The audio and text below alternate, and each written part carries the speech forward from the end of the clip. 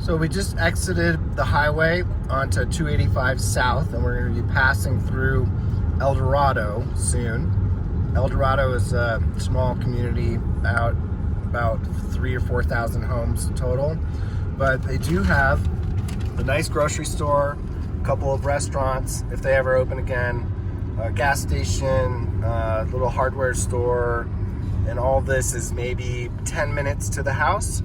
So even though you're far out and on a big lot, you're really not that far from civilization. So there's a upper crust pizza place right there next to the gas station. And over this way, just about a block in, is where the grocery store is. So about another 10 minutes, we're gonna be down at the bottom of the hill, turning onto Highway 41 towards Galisteo. So now we're coming down the hill. We just drove another couple miles. This is all the Galisteo Basin. This is really just stunning scenery out here. At the bottom of the hill, on the right, is the turnoff to Galisteo Basin Preserve, which is a network of some of the most incredible hiking trails around. We hike out here all the time.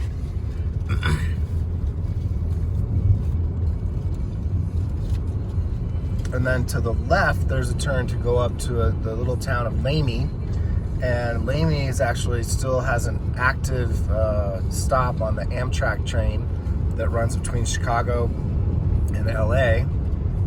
Goes through once a day, I think. And they have a little cafe and a coffee shop there too, and a restaurant. So here's the turn off to Galisteo Basin Preserve. Also, there's some wonderful homes back in there, but there's just not very many of them, and they don't come up for sale very often.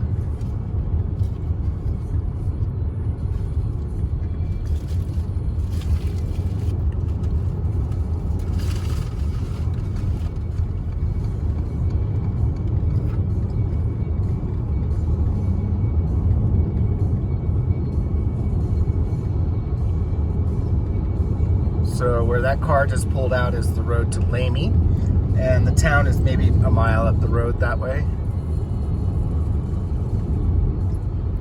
And in just a minute, we'll be making a turn onto Highway 41, which is the address of the house. It's on Highway 41, just before you get to the town of Galisteo.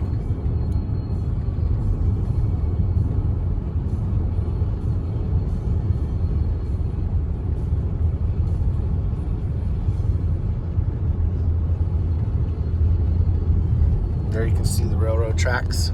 That's where the Amtrak train goes. In fact, that railroad tracks might be going quite near where this house is. I'll have to check that. And now we're turning on the road to Galisteo.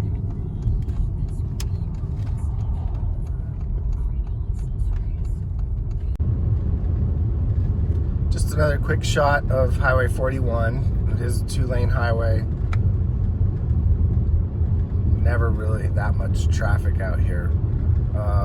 Those mountains you see towards the right are the Ortiz Mountains, and behind those, you can barely see it, but behind those are the Sandia Mountains, Sandia Peak.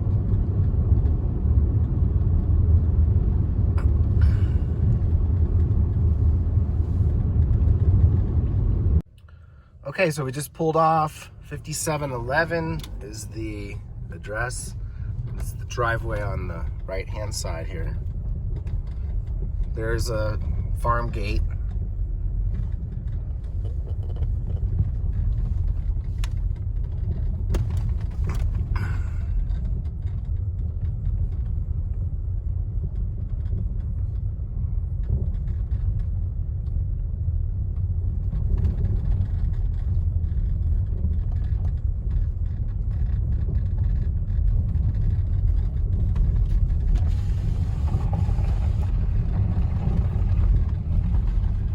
The property is 2 separate parcels. The one that we're on right now is 30 acres, and then the other one is close to 30 acres.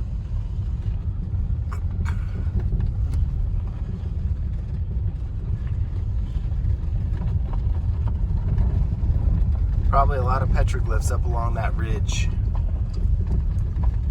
We'll try to go find some too today.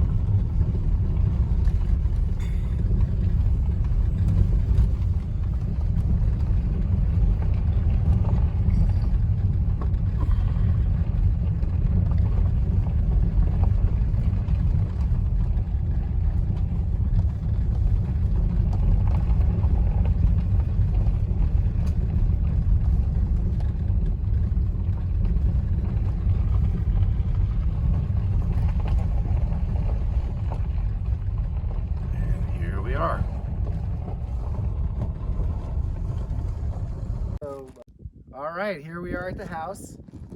It's really, really cool. So we just took a quick tour and we'll go inside in a minute and show you around. Up at the top of that ridge back there are where all the petroglyphs are. And we're gonna hike up there afterwards and see if we can find some for you. Just over here behind you is the propane tank. So this is heated with propane. There's radiant in-floor heat and no air conditioning or cooling. But this is a rammed earth house, and the walls are probably 4 to 5 feet thick. We'll show you all that when we get inside, and we'll show you what's behind this rock wall, which is really cool. Probably an old garden in there. Okay, so now we're heading into the main entrance. You got a really wonderful deep portal here for outdoor dining. There are some views from this portal, but there's a really big pinon tree right here on the corner too. But basically there's views everywhere. And this is the front entrance. And as you come in, we'll show you the kitchen.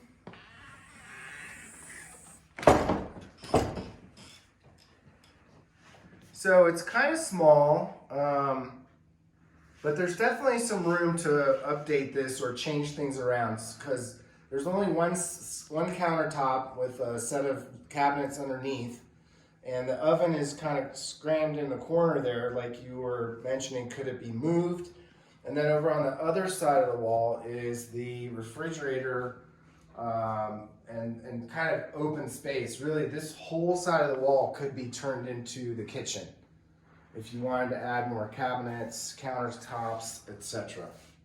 Behind me is the great room. So this would be the primary living area with a wonderful, huge fireplace, lots of windows, and right now it's set up as a sitting area, and then also over here on this side is a dining room table. All the floors in this part are brick, and if you can get close to one of the window sills, you'll see how thick the walls are in this. So rammed earth is something that would be similar to adobe, but a little bit different in a more modern building technique. And we're just going to show you some detail of this wall. It's actually open to the upstairs, where there are 2 bedrooms and 1 bathroom and another large living space. There's some nice beams that go across both walls, and some latillas that are also mixed in there. So we're gonna head back towards the master bedroom. Just wanted to show you the ceilings in the kitchen are also nice wood beams. To the left is a pantry. So this is actually quite large, and where they're storing all the dishes and stuff like that. So that explains why there's no cabinets in the kitchen. To the right is a utility room with a sink, laundry, freezer, and behind these doors is the hot water heater and the boiler for the radiant heat. I know I'm showing you all the boring stuff first, but we're here. So the hot water heater is from 2011, so that's probably getting to the end of its life cycle. And the radiant heat boiler is probably original to the house. So that we would definitely want to get that checked out too. So now we're heading down to the master wing. There are a few steps here. Some of the bricks are a little bit uneven. That could probably be fixed. And we're gonna go straight into the master bedroom first, and then I'll show you that side of the house. Really, really gorgeous room. Nice high ceilings. The floors are undescribably beautiful. I don't know what they are, probably redwood of some sort. Really thick, wide plank floors. Great light in here. Nice high ceilings. And then back in this section is some sort of a weird closet setup. Not quite sure what to do with this, but it can be figured out. This room also has a fireplace, which is beautiful. And there's a door back to the back patio, and a huge wisteria that's out here growing. We'll show you that back area in a few minutes. Now we're going into the master bath, which is also quite large. The floor switched to saltillo tile in here. There's a tub pretty much right in the middle. The toilet's back over there, and then a shower to the right. You notice that there's some water damage along the walls by the toilet, and also over here by the outside of the shower. They had a leak. They have an estimate to fix all that at $5,000. And the owners are willing to either do that before you bought the house, or they will give it to you as a credit, and then you can fix it yourself. So now it connects directly to the office. This is where the play The Elephant Man was written, at that desk. This is a very large room, which could be used, I guess, as maybe another bedroom, but primarily this was the office of the gentleman who owns the house.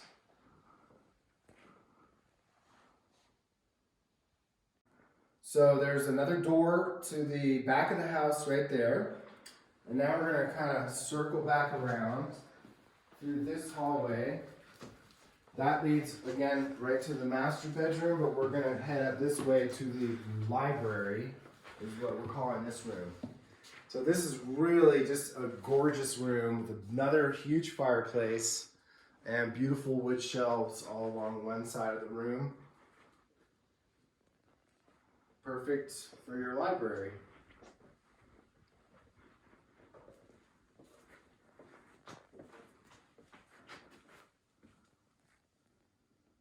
So we're back in the master bedroom. We're just going to show you the porch that's off to the back of the house.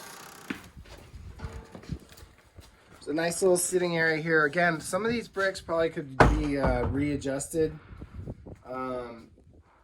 Overall, there's just kind of a little bit of neglect as far as the outside goes, and probably could use some more landscaping, probably could use some upgrades to the irrigation system, things like that.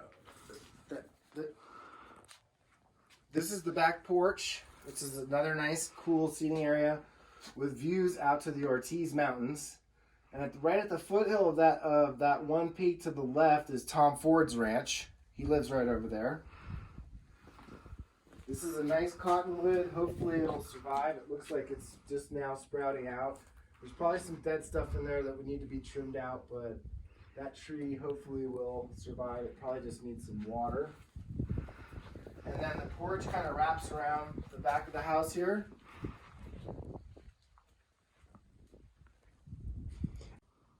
Go ahead.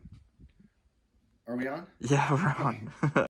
Okay, up the hill there, you'll see two large water tanks. There's a well somewhere nearby, and a pressure tank. Actually, I see the well house. It's down here. There's a little pitched roof, metal roof sticking up. That's where the well is. The water pumps up to those two tanks, and then that is the water supply for the house. However, it is not only for the house. It's a shared well system that runs all the way down that way and serves another small subdivision, I think of about 6 houses or so. So that's a little bit of an unusual situation to have that many houses on one well. But we definitely want to get some more information on that. The caretaker also told me that there's another well on the property that's down closer to the road as you drive in. We'll try to find it on our way out. But that well is solely for the use of this house, and it's not even being used right now. So we'll find out about that too. And again, to have two wells or two water sources out here is pretty unusual.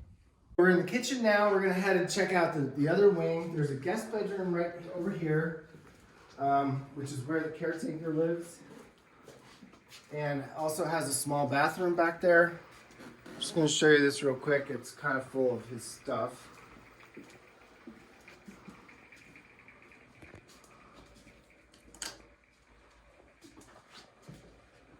That was kind of big. Now we're heading upstairs to the two other guest bedrooms and a nice big living space. It's kind of set up for maybe for when the grandkids were out here. But this is a really awesome, very light, really nice big space here. And the two bedrooms are off to either side. And there's also a bathroom, which is a little bit weird because it's underneath the eave of the roof, so you definitely will have to duck at some point. But there's a small tub and a sink. Really cool doors up here. So here's one bedroom. Again, really nice size. Some of the space is not quite usable because of the slope of the roof.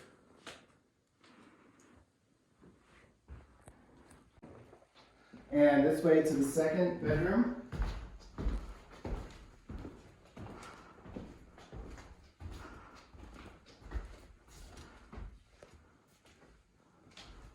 This has a small Harry Potter closet. And a couple of windows. One thing we did notice walking around the house too, are some of the windows are, maybe the seals have been broken. The screens could probably use some attention, probably throughout the whole house. Some sides of the house are better than others, but that's just a condition issue that we noticed. And this is open down to the living room and that very large fireplace.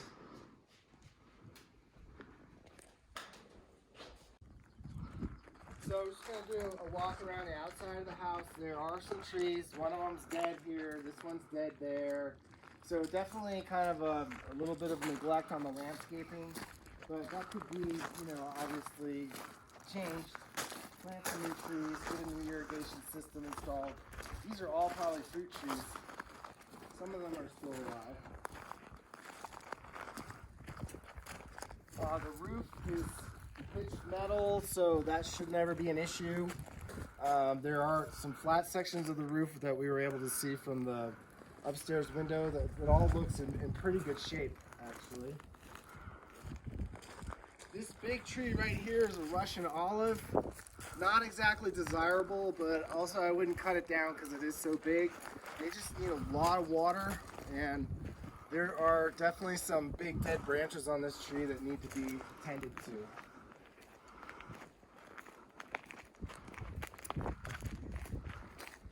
Another really nice tree, I think that's an ash. And then you have a red plum right in there. That's decorative though, not actually with fruit. And then two-car garage, which we can't get into. It's locked and there's a lot of stuff in there. I think the caretaker uses it as his workshop.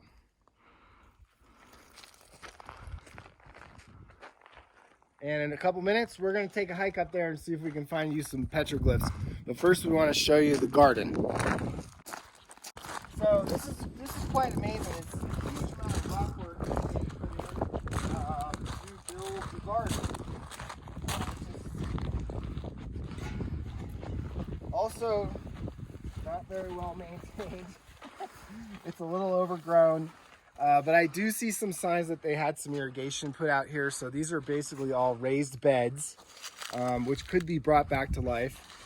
It's really, really cool in here. Definitely something that would require a lot of work, but you can have a really nice garden out here. And the rock wall would help keep the critters out.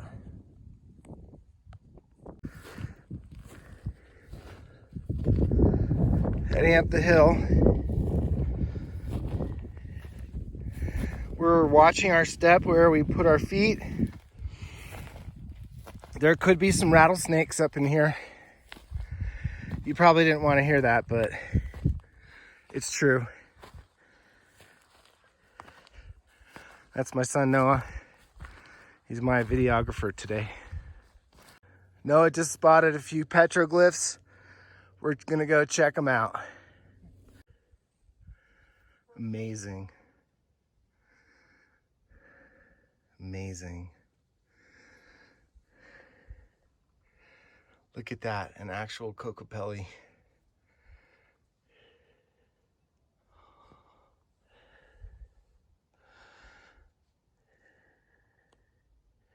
There, and the ones down by your feet too.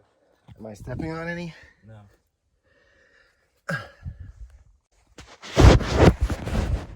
Any more?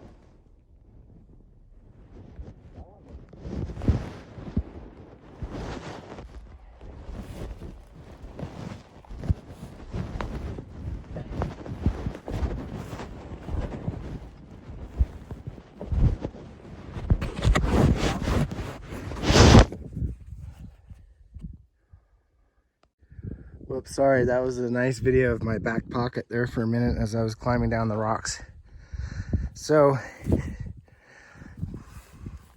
it's a little bit tricky to walk around up here, but it's definitely doable. But check out this view.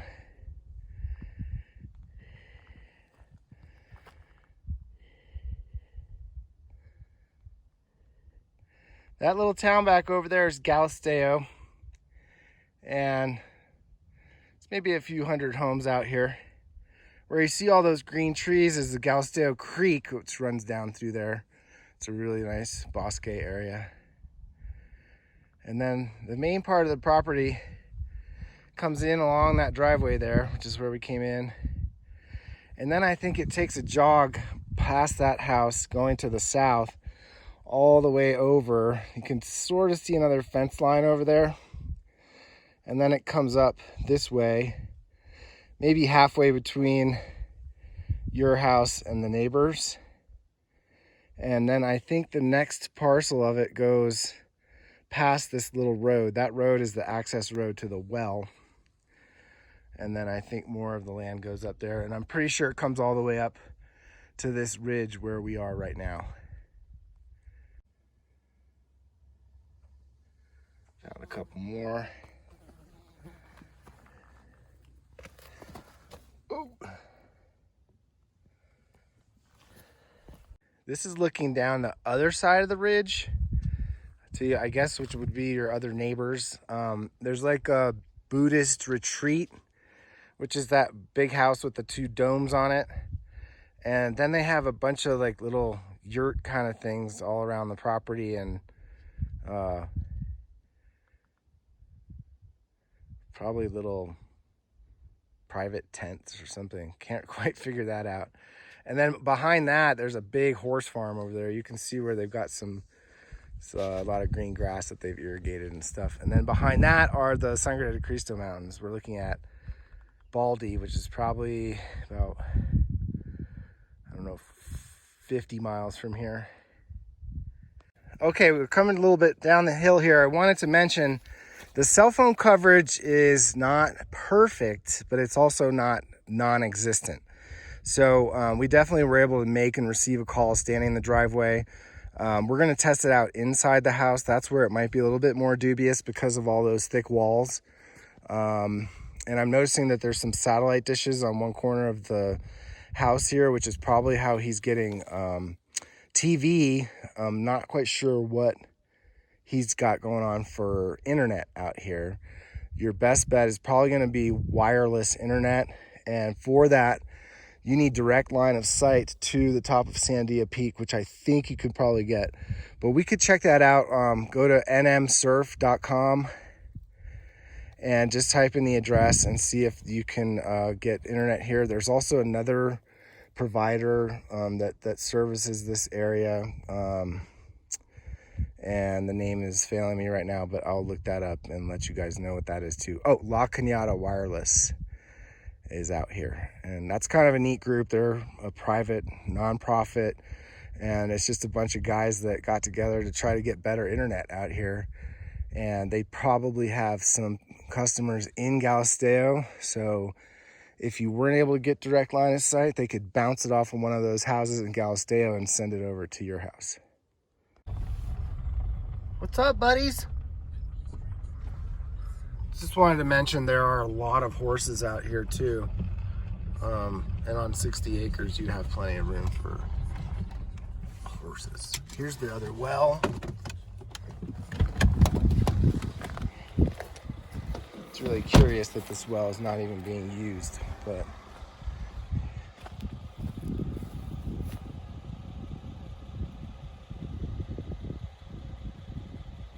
interesting.